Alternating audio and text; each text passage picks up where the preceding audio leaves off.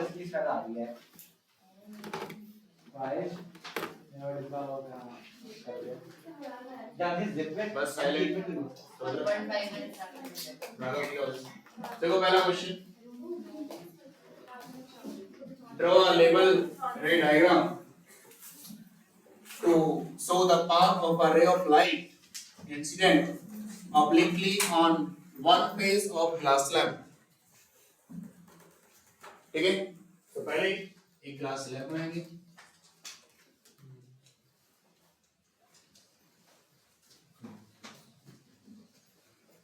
this is the incident ray this is the perpendicular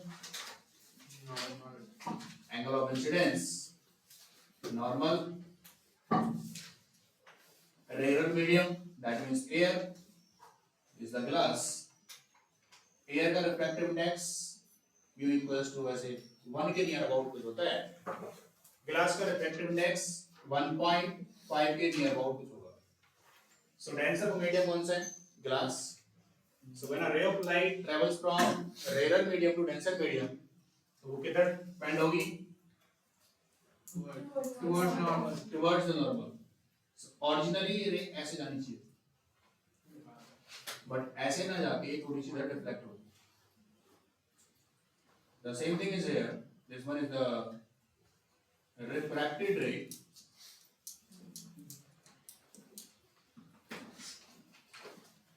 जिनको आता है वो अपना साथ साथ ड्रॉ कर ले परपेंडिकुलर इसका कुछ इस तरीके से होगा फर्दर ये एंगल ऑफ इंसिडेंस होगा इस पॉइंट के लिए पॉइंट्स आप मार्क कर देंगे कोई भी point A and this is the point B this is the angle of refraction and rare medium देखो फिर से क्या हो रहा है बी पॉइंट पे जब ये रे ऑफ लाइट इंसिडेंट होगी तो ये जिस मीडियम में ट्रेवल करेगी this is the denser medium and this one is the rare medium so further ray of light away from normal जाएगी अवे फ्रॉम नॉर्मल का मतलब कुछ इस तरीके से चल जाएगी this is the angle of emergence that is the E angle of emergence and the perpendicular distance between emergent ray and incident ray is called lateral displacement.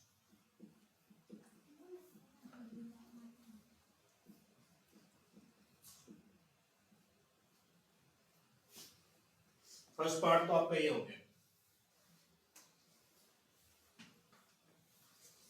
इस टाइप का क्वेश्चन अगर आता है तो आप इनको सभी को मेंशन जरूर कर दोगे कि रेज की सभी के नाम incident ray this one is the refracted रे and this one is the emergent रे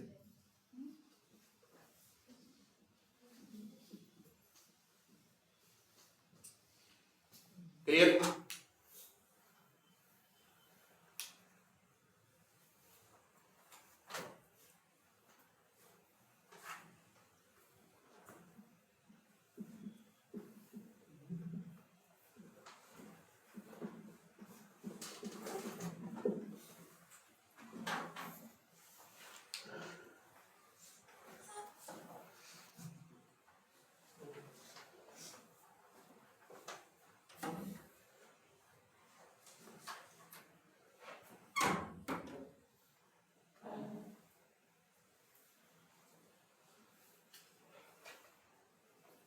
second part this is the first part first part में कोई डाउट किसी को नहीं बिल्कुल क्लियर है सिंपल फिनोमेना है जो भी आपको गिवन है और ऐसा नहीं कि एक बार आया हुआ है मोस्टली हर साल रिपीट होता है क्वेश्चन ठीक है calculate the refractive index of the material of glass slab आपको रिफ्रैक्टिव इंडेक्स किसका निकालना है ग्लास स्लैब का म्यू जी ये आपको कैलकुलेट करना है तो द फार्मूला इज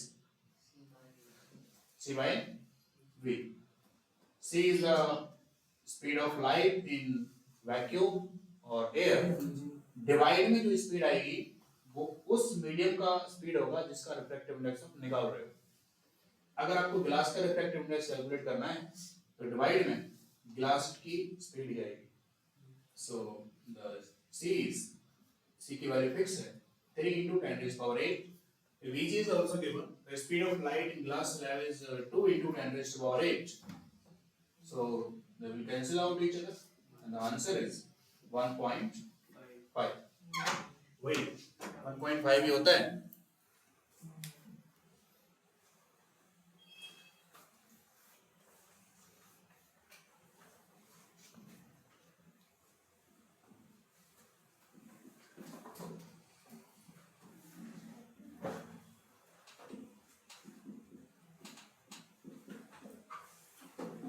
Vg में तो लिखने की जरूरत नहीं है. Vg is the speed of light in glass.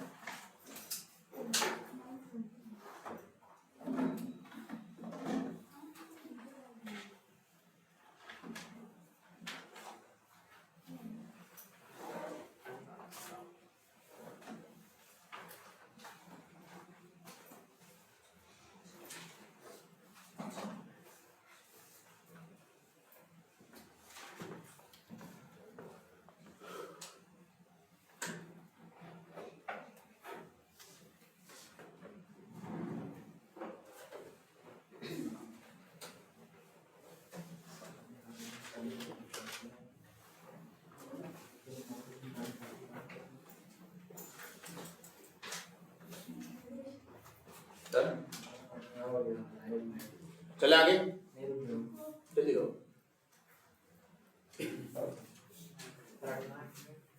10 questions complete करने. 10 क्वेश्चंस.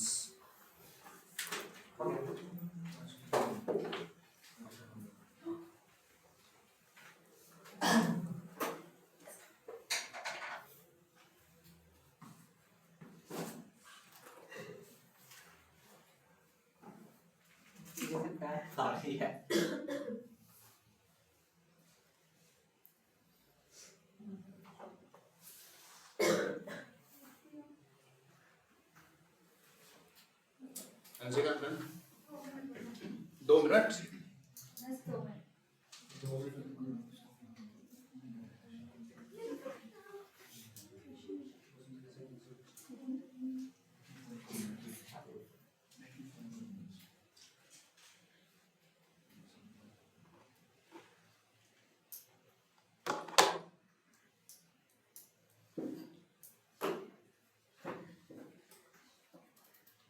Next question.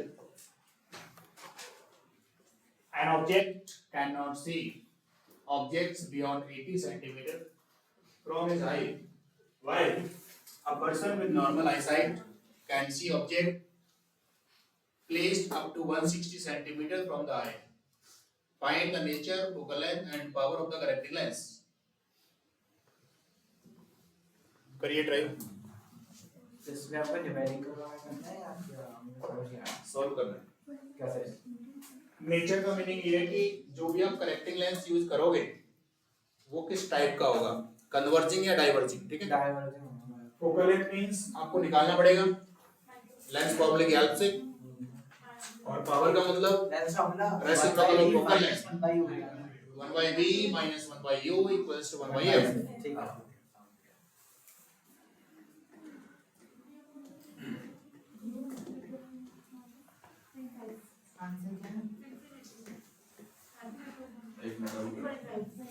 इसमें मायोपिया यूज होगा ना.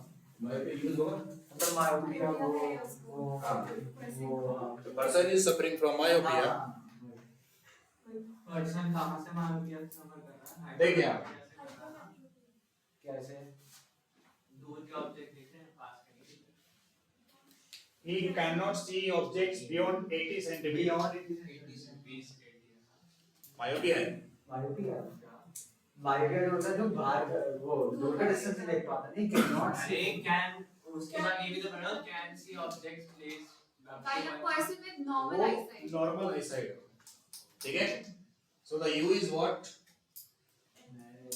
गिवन यू क्या होगा? मायोपिया में दो चीजें बढ़ाई गई है। अगर आपको डेटा गिवन नहीं है, इसमें सब कुछ डेटा गिवन है, तो इसमें आप इन्फिनिटी यूज नहीं करोगे। अगर आपको नहीं गिवन है तब इन्फिनिटी यूज करोगे, ठीक है? सो u is what? -160। Always minus होता है इस पूरे चैप्टर के अंदर, u और v कभी भी पॉजिटिव होते ही नहीं। So this is -160 centimetre and the v is equals to, उसकी इमेज कहां बन रही है? 60 सेंटीमीटर बन रही है। So v is equals to -60 centimetres.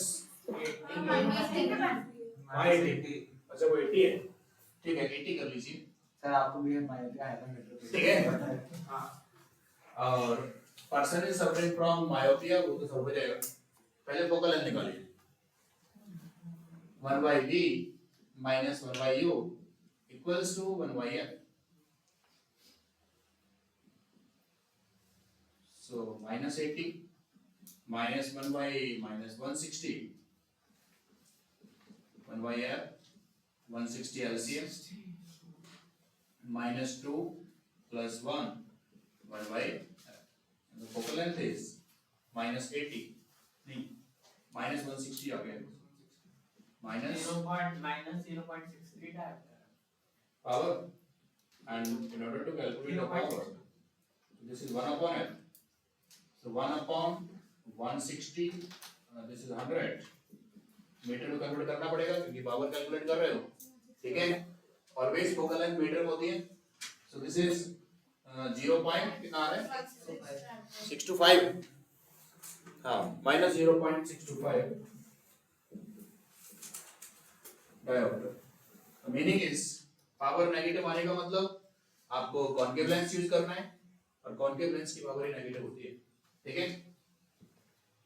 और लेंस की पावर क्या होगी? 0.625। तो एक डाइवर्जिंग लेंस यूज करोगे और उस डाइवर्जिंग लेंस की जो पावर होगी that will be 0.625। So to correct, यहां लिख देते हैं, so to correct myopia, we use a diverging lens of power 0.625.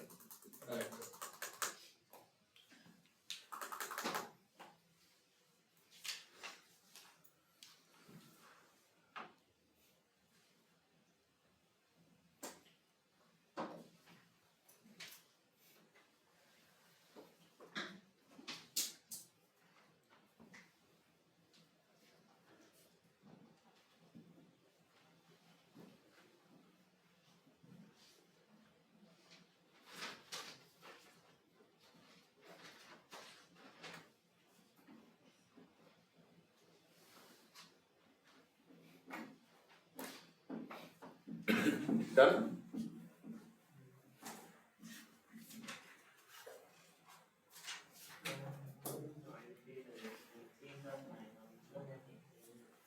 The competency based है, बोर्ड नहीं आया। CBSE 2018 में आया हुआ है। 2018 में आया था, 5 साल बाद पढ़ी देते हैं। मैंने स्टडी किया है पैटर्न, पता है हमने पैटर्न स्टडी किया कि जो लीप ईयर का पेपर होता है ना वो हमेशा टफ आता है। हाँ सही ना होता है। तो अभी करिए, पता नहीं क्यों 2012 the first value is 13.5 and the second is 6 ohm. 17-18 दिन 20 तक का बढ़िया आता है, 20 का पेपर गंदा आता है, 16 का पेपर गंदा आता है। हो गया। मैं तो कह रहा हूँ गंदा भी तो कल स्टार्टिंग है, गंदा पेपर आएगा। कुछ गंदा नहीं आता, यही आएगा बस सब कुछ। सर 2012 का पेपर गंदा था, 16 का पेपर बहुत गंदा था। इसका लगता है कुछ। मतलब कंपैरिजन कर रहा हूँ ऐसे 50 पीडीएफ हो गया।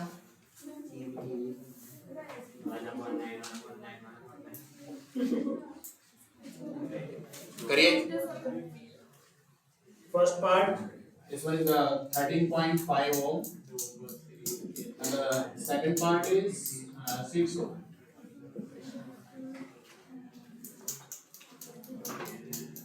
आपके पास 3 रेजिस्टेंस हैं, सभी की वैल्यू 9 ओम है, उनको किस तरीके से कनेक्ट करें कि 13.5 ओम इक्विवेलेंट रेजिस्टेंस निकल के आए। दो को पैरेलल और एक को सीरीज में कर दो। फर्स्ट वाले फर्स्ट वाले में दो सीरीज एक को पैरेलल, दो सीरीज और एक पैरेलल दूसरे वाले 18 1/18 प्लस 1/6। हाँ ठीक है, बढ़िया है ना। ठीक है। तो फर्स्ट वाला आपको पहले दो पैरेलल में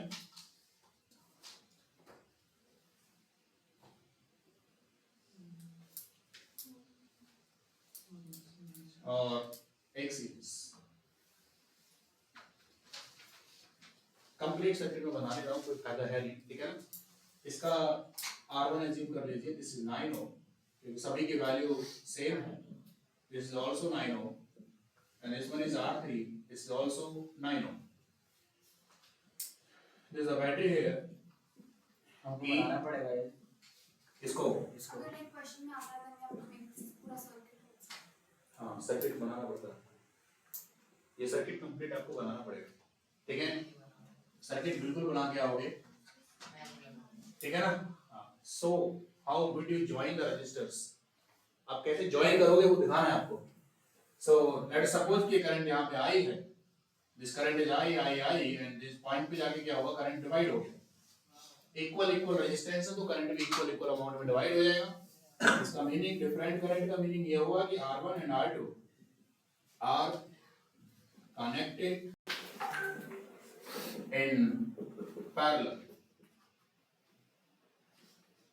so the equivalent resistance is, उसको कुछ assume कर लेते हैं, RP. This one is 1 by RP. This is 1 by R1 plus 1 by 4.5 1 by 9 plus 1 by 9. This is 2 by 9. RP calculate करोगे तो इसका रेसिप्रोकल होगा 9 by 2 and this is 4.5. सीधा ही लिख दो 4.5। ठीक है। इसके बाद अगर सीधा लिखा तो नंबर भी सीधे मिलेंगे, पेपर में तो लिखूंगा मैं। ठीक है। हाँ नंबर सीधे आ तो अभी जैसे आपको करके आना है मैं वैसे लिख रहा हूँ, ठीक है। सेकंड थिंग, अब इन दोनों रेजिस्टेंस से मिलकर के एक रेजिस्टेंस बन गया जिसकी वैल्यू क्या है 4.5। अगर इस सर्किट का इक्विवेलेंट अगर आप फिर से बनाओगे तो ये सर्किट इस बार कैसे बनेगा, अब ये सर्किट आपका ऐसा रहेगा, this is RP 4.5 ohm and this is R3, this is 9 ohm. Now both are in series, correct? Same wire, एक ही वायर के अंदर दोनों रेजिस्टेंस कनेक्टेड है। तो इसका मतलब ये हुआ, नाउ पहले आप यहां तक करोगे, इसके बाद फिर आप इधर चले जाओगे। Now RP and R3 are connected in series because the wire is same, current is same, potential difference is different. So the final resistance is RP plus R3. So this is 4.5 ohm plus 9 ohm. This is 13.5 ohm. वही निकालना।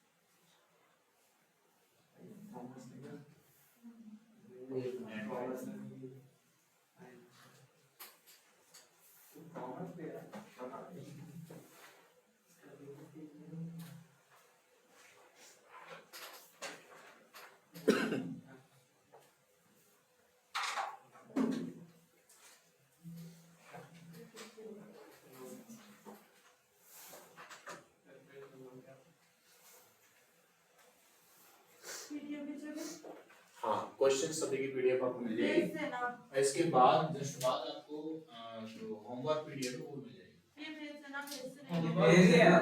आज से वो सारी वो भेजने की जरूरत नहीं, वो अपने आप अपलोड हो जाएगी। मेरे को लगता है वो पता है ऐप इतनी गंदी सी तो है, एक तो ना लैपटॉप पे ना और कुछ दिमाग खराब हो जाता है। मैं जैसे आप बोला सॉरी सॉरी सर क्या पीडीएफ ओपन नहीं उससे होती? बड़ा नहीं जाता। पीडीएफ ओपन नहीं होती? नहीं ओपन तो जाती है पर वो लैपटॉप पे क्यों नहीं होती? अगर स्क्रीनशॉट नहीं तो स्क्रीनशॉट भी नहीं होती वहां आता है दिस हैज पर्सनल कंटेंट। अरे वो मैं ऑन द लोड होती रहती है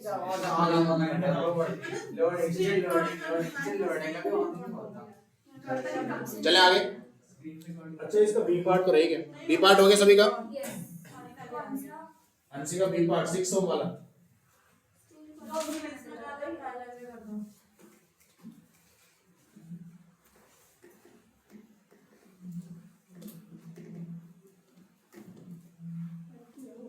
राधा हो गया बी पार्ट? यस हो गया।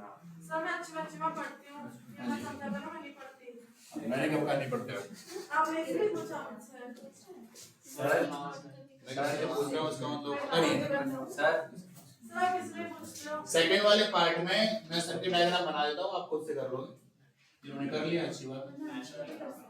एक रेजिस्टेंस ये है, एक रेजिस्टेंस ये है, and second is third is this one। ठीक है, बाकी बैटरी आप अप्लाई कर दोगे like this।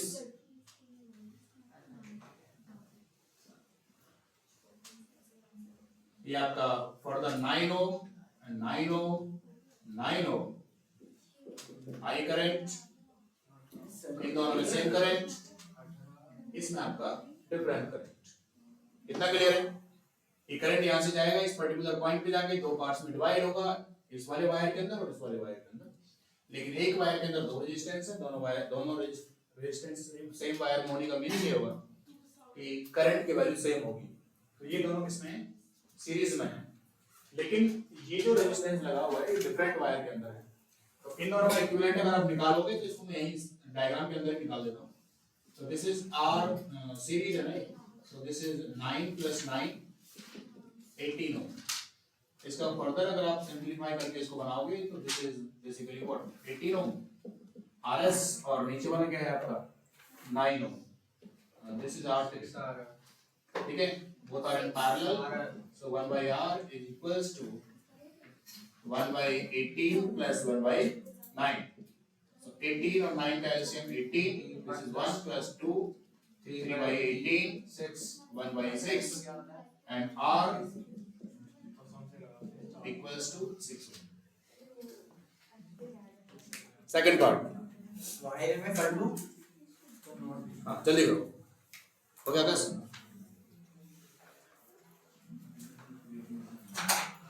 किसी को अगर किसी क्वेश्चन में डाउट है तो वो पूछ जरूर लें।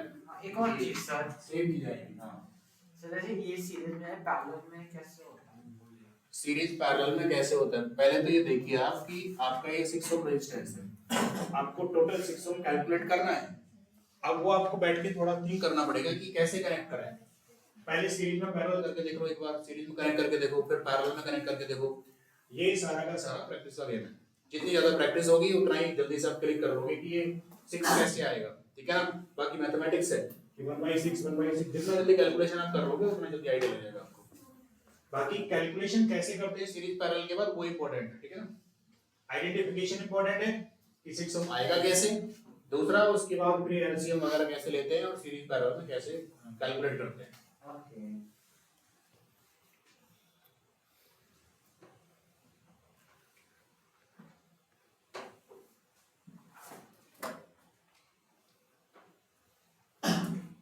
बाकी नेक्स्ट करिए। ये मैं पूछूं? A metallic wire of resistance R is cut into 5 10 parts of equal length.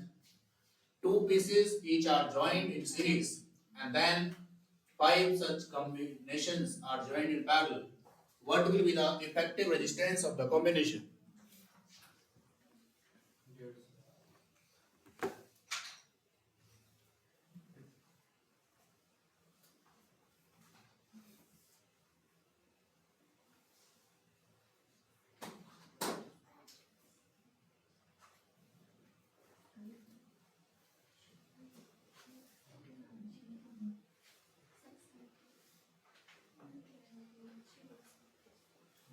25 by R by 25 R by 25 final answer क्या निकालना था इसमें इफेक्टिव रेजिस्टेंस हाँ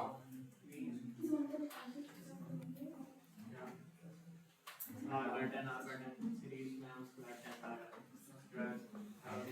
two R by 10 5 bar parallel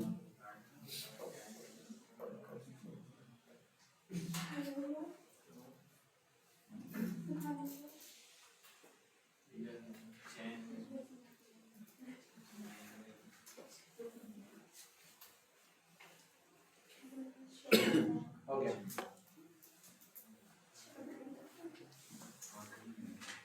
ये वाला क्वेश्चन करिए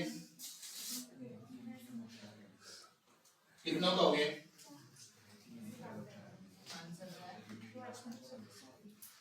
आंसर बता देंगे करके बैठ जाओ जो भी आ रहा है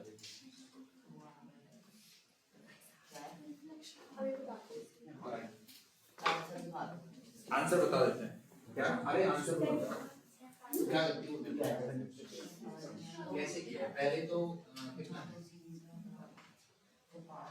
आर की वैल्यू कितनी पड़ेगी मेरे तो छोटे बच्चे दिए आएगा देखिए पहले 930 a metallic wire of resistance R is cut into 10 parts of equal length देखो एक रिलेशन आपने पढ़ा है R equals to rho L upon A and from this relation it is very clear कि R is directly proportional to length अगर आप length अगर वो एक सिंगल वायर को अगर आप 10 पार्ट्स में कट करोगे इक्वल लेंथ्स के हैं तो सभी की जो रेजिस्टेंस होगा वो भी R/10 R/10 R/10 हो जाएगा क्योंकि आप 10 पार्ट्स में डिवाइड कर रहे हो R/10 को 10 टाइम्स ऐड करके देखो R ही आ जाएगा क्या आएगा R ही आएगा सो अगर आप 10 पार्ट्स में अगर इसको आप कट कर रहे हो एक वाली जो होगी दैट इज R/10 एक पीस का रेजिस्टेंस R/10 होगा और कितने पीसेस को सीरीज में जॉइन किया गया है दो पीस को सीरीज में जॉइन किया गया है ये जो रेजिस्टेंस है किसका है resistance of one piece resistance of one piece now two pieces are joined in series two pieces are joined in series अगर किसी को इसमें डाउट है ना कि R/10 कैसे आया वो पूछ लेगा एक बार एक सिंपल एक वायर है जिसका टोटल रेजिस्टेंस क्या है R उस वायर को 10 पार्ट्स में इक्वल लेंथ में उसको कट कर दिया इक्वल लेंथ में ब्रेक किया है इक्वल लेंथ में ब्रेक कर रहे हैं इसलिए इसको R/10 कहना इजीली आप लिख पा रहे हो अगर ये इक्वल लेंथ के नहीं होते वायर के पीसेस तो आप R/10 नहीं लिख सकते थे ठीक है क्योंकि वायर का लेंथ जो भी है टोटल लेंथ अगर L है ठीक है सो R/10 एक पीस का रेजिस्टेंस होगा इसको 10 टाइम्स इसको ऐड करके देखो R ही आ जाएगा R/10 को 10 टाइम्स ऐड करके देखो R ही आएगा ठीक है सो दिस इज इन सीरीज इसके बाद टोटल रेजिस्टेंस कितना आएगा दो पीस का R plus R this is 2R and this is 2 into R/10 this is R/5 अगर दो पीसेस को अगर आप सीरीज में ज्वाइन करोगे तो उनका जो इक्विवेलेंट रेजिस्टेंस आएगा वो R/5 आएगा दो पीसेस का उसके बाद कहता है कि 5 such combinations are joined in parallel ऐसे 5 को पैरेलल में ज्वाइन करते हैं अगर 5 ऐसे कॉम्बिनेशंस को 5 combinations are joined in parallel then equivalent resistance क्या होगा देखिए now 1/R P is equals to 5 equal parts देखिए 1/R/5 plus 1/R/5 plus 1/R/5 1/R/5 5 times आपको ऐड करना पड़ेगा 5 टाइम्स ऐड क्यों किया? क्योंकि एक पीस का रेजिस्टेंस R बाई 5 है और इसको 5 इक्वल पार्ट्स में आपको ब्रेक करके उनको ज्वाइन करना था पैरेलल में। पैरेलल में ज्वाइन करने का पैरेलल का फॉर्मूला होता है 1/r equals to 1/r1 plus 1/r2 plus 1/r3। 5 है तो 5 टाइम्स ऐड कर दिया। इसको जब आप सोल्व करोगे तो ये 5 चला जाएगा ऊपर, तो ये कितना आएगा 5/r plus 5/r 5/r plus 5/r plus 5/r। Calculate करिए 25/r हो गया, so 1/r3 आवाज नहीं 25/r, so from here this rp is equals to r by 25 ohm. That is the answer of this question. ये effective resistance दोनों का अलग अलग पूछा हुआ था, सीरीज का अलग और पैरेलल का अलग।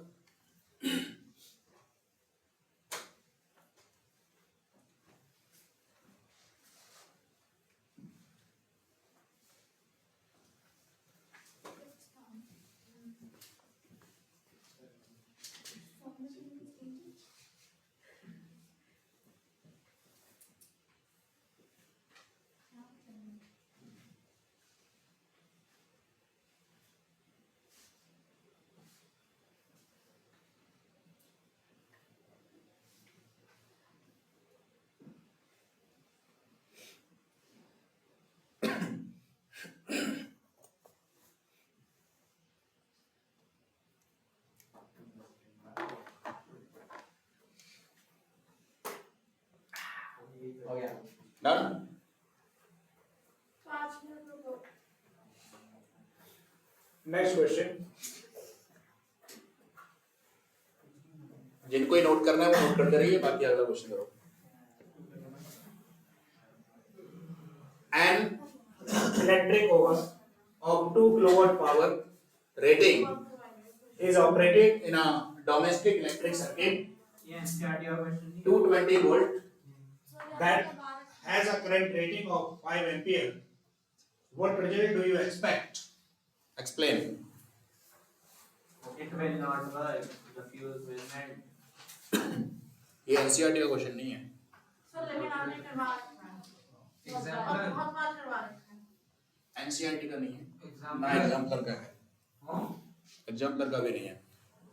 इस टाइप का क्वेश्चन कराया होगा, ये क्वेश्चन नहीं कराया होगा। आंसर बताओ। आंसर नहीं बताना। मैं तो कह रहा हूँ the fuse will burn, it will not work. 9.1 ampere निकाला था। हाँ निकालिए, निकाल दिए। ठीक है। क्योंकि फ्यूज वायर की जो कैपेसिटी है ना दैट इज 5 एम्पीयर, और सर्किट का निकाल के देख लो एक बार कितना आ रहा है। पावर रेटिंग गिवन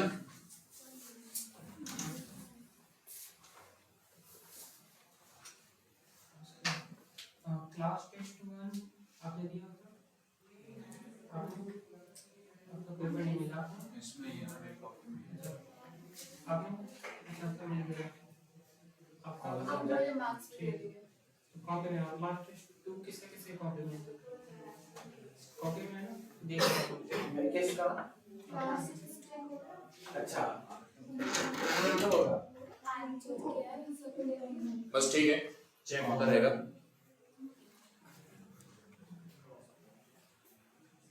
हटा दो।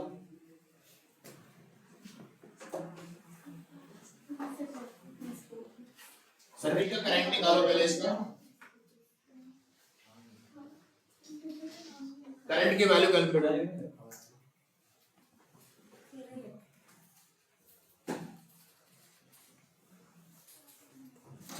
राघव तो ज्यादा सोच रहा हूँ।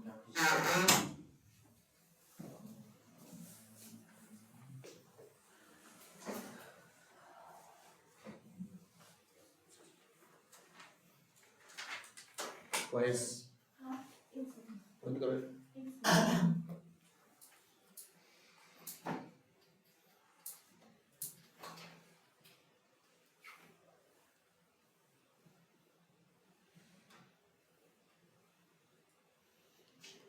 Done.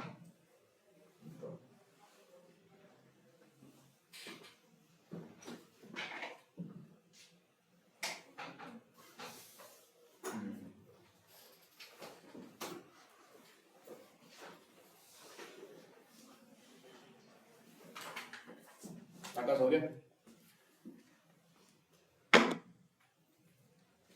करंट निकालो पहले इसका करंट निकालिए। इससे कितना करंट ड्रॉ हो रहा है, क्योंकि इसकी पावर रेटिंग गिवन है ना आपको, P इक्वल्स टू VI होता है, P इक्वल्स टू VI।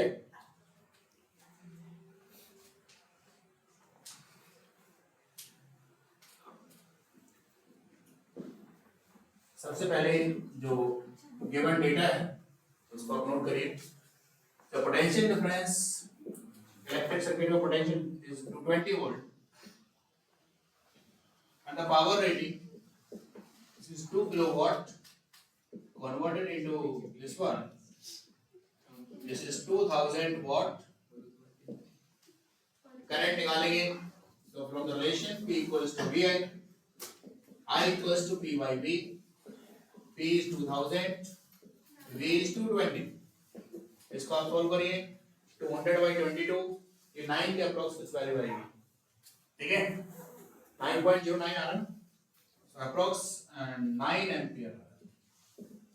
अब ये जो 9 एम्पियर जो करंट आया है ना, बेसिकली करंट रेटिंग से ना बहुत ज्यादा है, तो जो भी यहाँ पे फ्यूज वायर आप यूज करोगे है ना, वो क्या करेगा, वो मेल्ट कर जाएगा, है ना, क्योंकि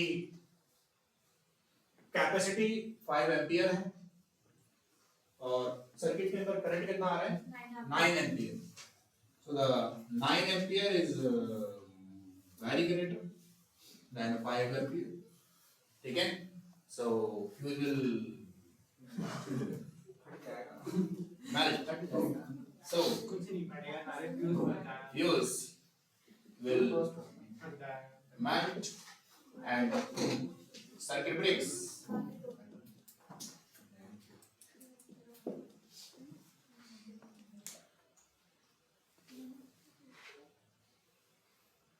सर्किट के अंदर पावर सप्लाई कट हो जाएगी।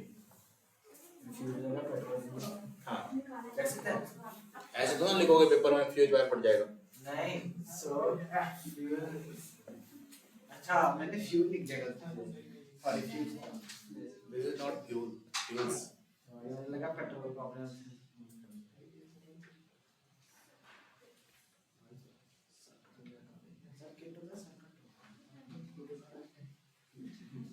जिन्होंने वो क्वेश्चन कर लिया है वो ये करिए।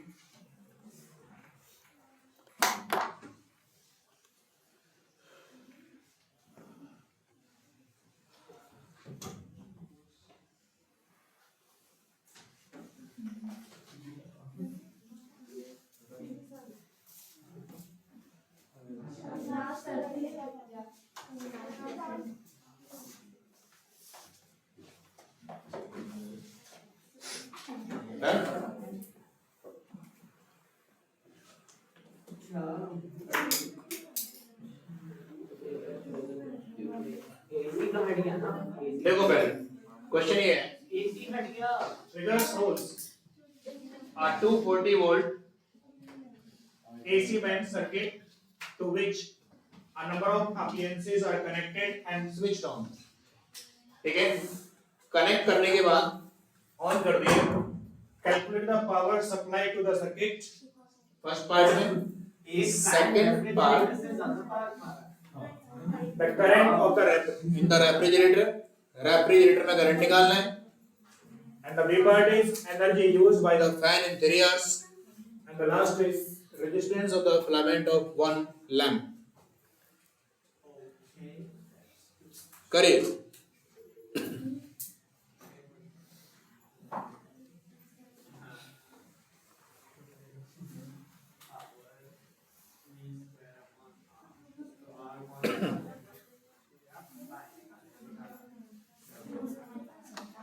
एसी तो हट गया ना। नहीं सर्किट ऑन है, एसी हटा दो तो सर्किट खत्म। आई ड्रॉप यू ऑन। अगर इसमें एसी ऑन, इसको ऑफ कर दोगे यहाँ से, एक काम ही नहीं करता। एसी का मतलब है आपने सप्लाई वोल्टेज दे रखी है, वोल्टेज ऑल्टरनेट 220 वोल्ट लगा हुआ है। तो फिर ऑटोमेटिक करंट हो जाएगा। सुनिए पहले, अल्टरनेटिंग करंट एसी को बोलते हैं। आप इसका मीनिंग ये हुआ, आपको वोल्टेज दे रखी है 240 वोल्ट, ठीक है?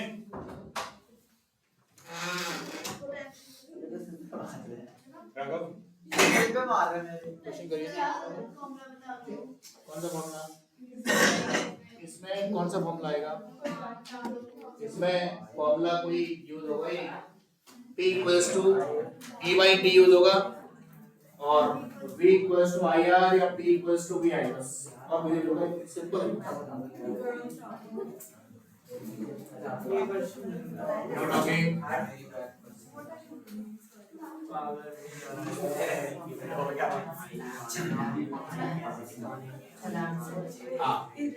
ये दोनों लैंप है, ये रेफ्रिजरेटर है and this is the fan. चुप नहीं कर रही है दोनों क्लास को बना रही है जो है ठीक है करंट के ऊपर देखो पहले फर्स्ट पार्ट में इसलिए बाहर से हो रहा है आंसर इसके इसलिए बाहर से हो रहा है इसमें है नहीं आंसर, थोड़ा अलग से निकाल दो। फर्स्ट पार्ट में देखो पहले सर्किट की टोटल पावर आपको कैलकुलेट करनी है, सब कुछ दे रखा है, इनको बस ऐड करना है, ठीक है? 60 प्लस 60 प्लस 200 प्लस ये 1.2 किलोवाट है, तो इसको वाट में कन्वर्ट कर लेंगे।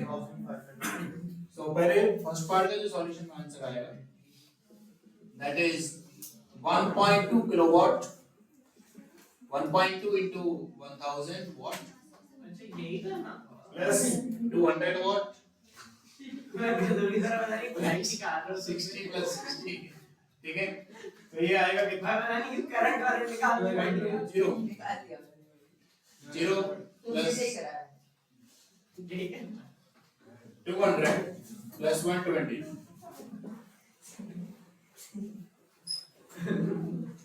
15 21 फर्स्ट फाइनल। ये इसकी करते हैं अगर आपको किलोवाट में लिखना है तो यही जो वैल्यू होगी this is 1.52 kilowatt. Second part calculate the current of the refrigerator 0.5/6 कितना आ रहा है? 5/6 0.8 यानी कि 0.83 सेकंड पार्ट का फर्स्ट करंट इन रेफ्रिजरेटर का मीनिंग ये होगा P इक्वल्स टू क्या होता है VI और I equals to P upon power किसकी यूज करोगे जिसका करंट आप निकाल रहे हो। रेफ्रिजरेटर का पावर कितना है? 200 और वोल्टेज आपका 220 है। 240 है 240 जीरो कितना आ रहा है 0.5 upon 36 so this is 0.83 ampere. ये इसके सेकंड के फर्स्ट पार्ट का आंसर हो गया।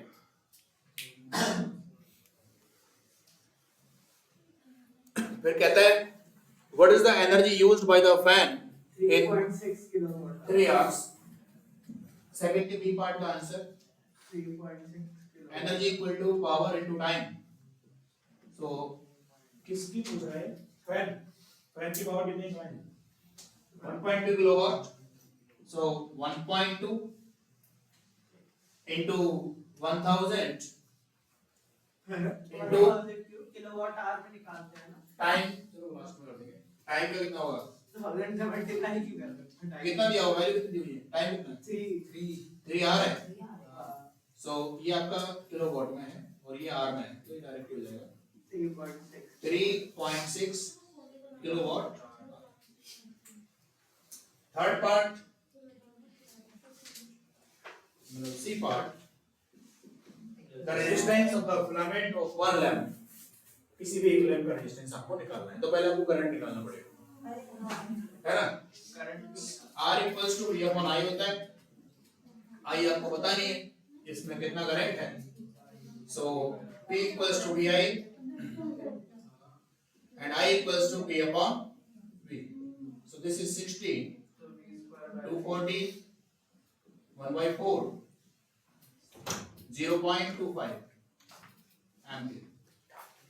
वैल्यू पुट कर दीजिए 240 डिवाइड 0.25 वैल्यू कितनी आ रही है? हाँ सही बात है 4 से मल्टीप्लाई कर दो ना इसको डायरेक्ट 1/4 ऊपर जाएगा कितना आएगा 240 into 4 960। ये इसके सारे पार्ट्स हो गए। किसी को डाउट है तो पूछ लो। 10 क्वेश्चंस कंप्लीट करने हैं। सर 9:15 हो रहा था आज हम 4 बजे से तो बैठे हुए हैं। सुबह सुबह पढ़ाई होती है अपना एग्जाम्पल मत देना थोड़ा जल्दी करो।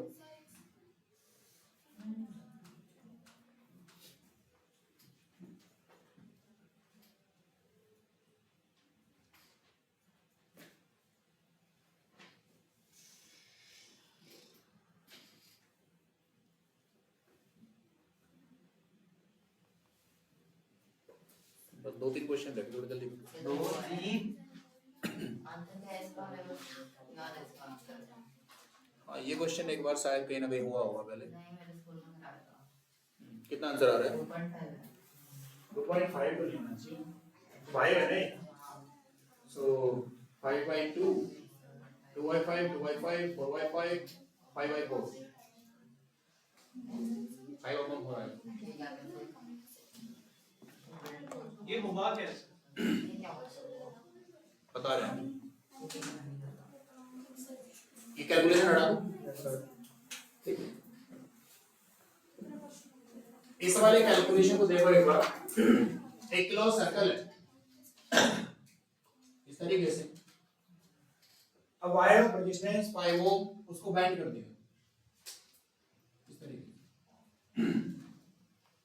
what is the effective resistance between the 2 points at the ends of any diameter of the circle। तो डायमीटर यही होता है ना। अब यहां से अगर करंट आएगा क्योंकि 5 ओम का रेजिस्टेंस को आपने इक्वल इक्वल हाफ में डिवाइड कर दिया है तो इसका मीनिंग इज कि अगर ये 5 ओम है तो रुक जा भाई ऊपर वाला जो ये सर्कल का हाफ पार्ट है ये एक रेजिस्टेंस की तरह बिहेव करेगा और नीचे वाला एक अनदर पार्ट की तरह बिहेव करेगा। इसका रेजिस्टेंस आपका 5/2 होगा, इसका भी 5/2 होगा। ऐसा क्यों पता चला? क्योंकि आपने एक वायर को जो क्लोज सर्कल की फॉर्म में मतलब उसको सिंपल एक वायर है जिसका रेजिस्टेंस कितना है 5 ओम। ऐसी कुछ कहानी है।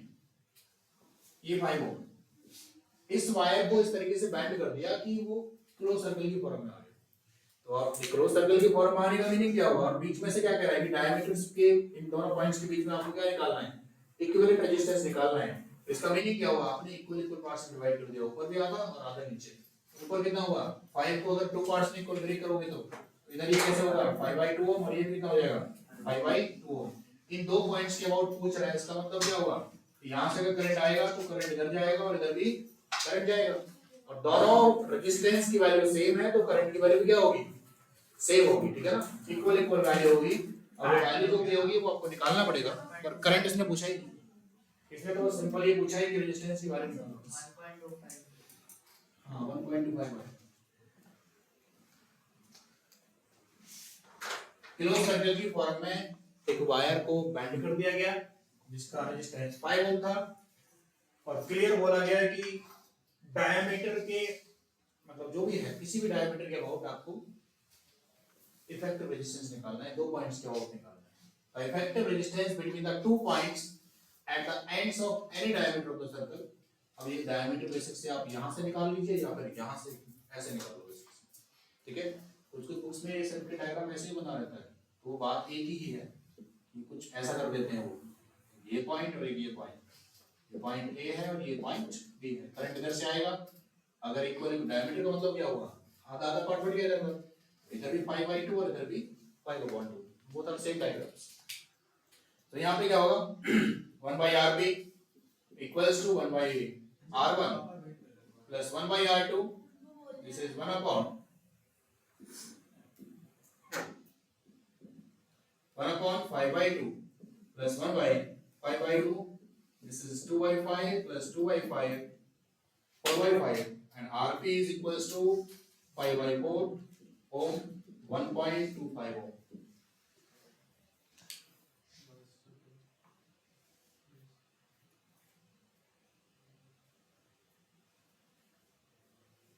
जिनका हो गया वो नेक्स्ट करिए। अदर डायग्राम भी देखिए। कौन से वाला? डायग्राम का क्वेश्चन में दिया है। डायग्राम दिखाएं। डायग्राम जिनको देख रहे हैं वो इधर देखो।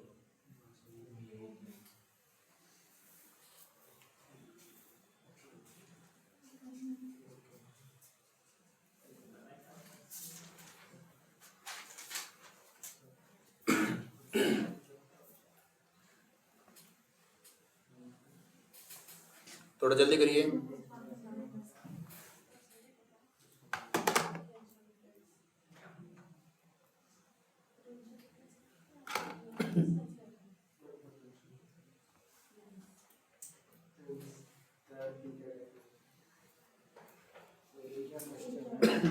बनाना हमको ये नहीं डायग्राम आपको अगर आपको साइड में बनाना तो बना लीजिए, अदरवाइज ये आपको मिल जाएगा पीडीएफ। रेजिस्टर रेजिस्टेंस और रेजिस्टिविटी के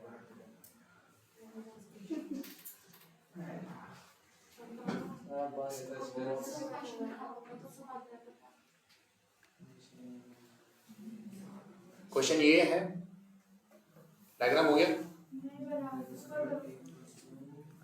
ये बनाए 1 मिनट पहले सभी का डायग्राम देखो, डायग्राम इसको बनाना। फिर क्वेश्चन एक बार में करते हैं। थोड़ा जल्दी करो, 2 क्वेश्चन और रहने हैं। 8 तक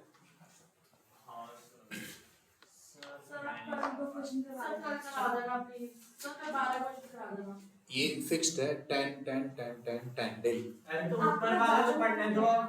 हम 4 बजे बैठे हैं अरे आप 2 क्वेश्चन अरे आप ऊपर वाला तो पढ़ने दो। बन गया? नहीं रुको डी रेजिस्टेंस, एमीटर, की एंड वोल्ट मीटर खत्म। हां चलो हो गया नहीं चलो नीचे चलो। हाइट में न्यूटन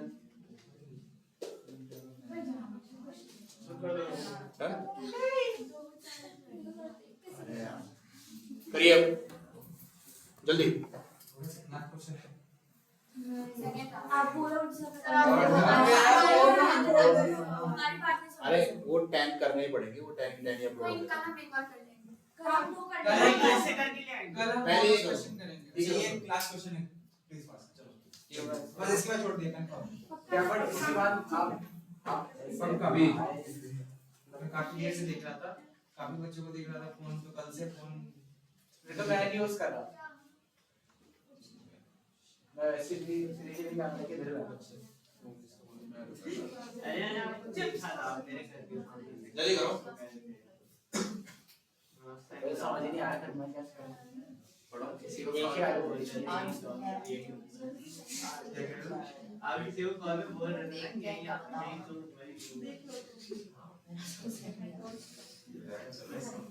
हाँ इसका मतलब सुना आपने।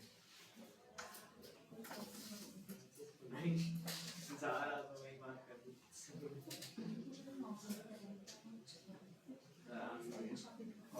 सर ऑफिस में कोई बैठा है क्या यार कर दिए शीट वगैरह। किसका है? एमीटर रीडिंग कौन सी वाली रेटिंग? क्लोज के बाद या क्लोज से पहले, क्लोज के बाद नहीं होगी 0.6 एम्पीयर करेगी 0.9 एम्पीयर। बढ़ जाएगी करंट क्या ये तो फिजिक्स का रीडिंग बढ़ जाएगी, देखो ये करंट ज्यादा पास होने लग गया। अच्छा हां device initially in the given circuit the cell and the emitter, both have negligible resistance, the resistance are identical सभी के रेजिस्टेंस इक्वल है, ठीक है। आर with a switch के ओपन, स्विच ओपन है इनिशियली। जब स्विच ओपन होगा तो डायग्राम के अकॉर्डिंग लास्ट में आप बातें कर रहे हो, अगर ये स्विच ओपन होगा तो इसका मीनिंग ये होगा लास्ट में, अगर ये स्विच ओपन होगा इस वायर का कोई काम नहीं, इसमें कोई करंट ही नहीं आएगा, जो भी करंट आएगा वो कहां तक आएगा, बस यहाँ तक, यहाँ पे कोई करंट नहीं। ठीक है लास्ट वाले वायर में कोई करंट नहीं होगा तो ये दोनों किसमें होंगे, फिर सर्किट केवल इतना बचेगा, इससे ऊपर ऊपर वाले सर्किट होगा अगर एक ही ओपन है तो, ठीक है। इन दोनों का इक्विवेलेंट निकालेंगे तो कितना आएगा 1/r plus 1/r 2/r, rp निकालेंगे तो r12, कितना क्लियर। इन दोनों का इक्विवेलेंट आएगा तो 1/r plus 1/r, this is 1/rp, this is 2/r and this rp is equals to r/2। निकालना क्या है, करंट कैलकुलेट करना है ना। तो करंट कैसे निकालेंगे, v equals to ir, क्योंकि v भी नहीं पता आपको, so v equals to ir, ठीक है। क्या इस क्वेश्चन में i की वैल्यू गिवन है आपको,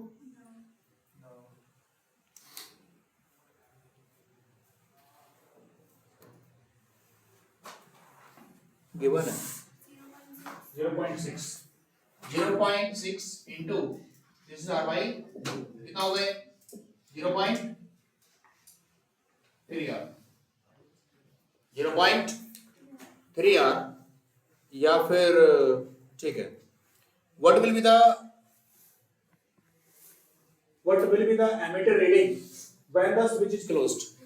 अब स्विच अगर क्लोज होगा ना तो देखो ये भी काम करेगा, ये भी इंक्लूड होगा, फिर ये तीन पैरेलल में कनेक्ट होंगे, ठीक है ना। एक अब ये भी सर्किट, ये पूरा सर्किट है क्लोज होते ही, क्योंकि इसमें भी करंट आ जाएगा फिर अगर इसको क्लोज कर दिया तो। So if the switch is closed then अब इक्विवेलेंट रेजिस्टेंस जो आएगा that is equals to 1/rp is equals to 1/r plus 1/r plus 1/r, this is 3/r and rp is equals to r/3u। फिर से i निकाल लीजिए, sorry v equals to irp, तो this is वही, फिर से कैलकुलेट करो कितना आएगा 0.6 into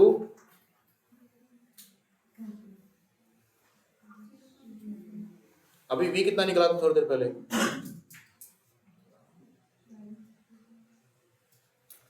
जीरो पॉइंट कितना निकला था 3r, अच्छा ये लिखा हुआ है। सो this is 0.3r, I is what, no idea, rp is what, r/3। अब ये एक बार कैलकुलेट करें, r से r कैंसिल हुआ, so I is equals to 0.9।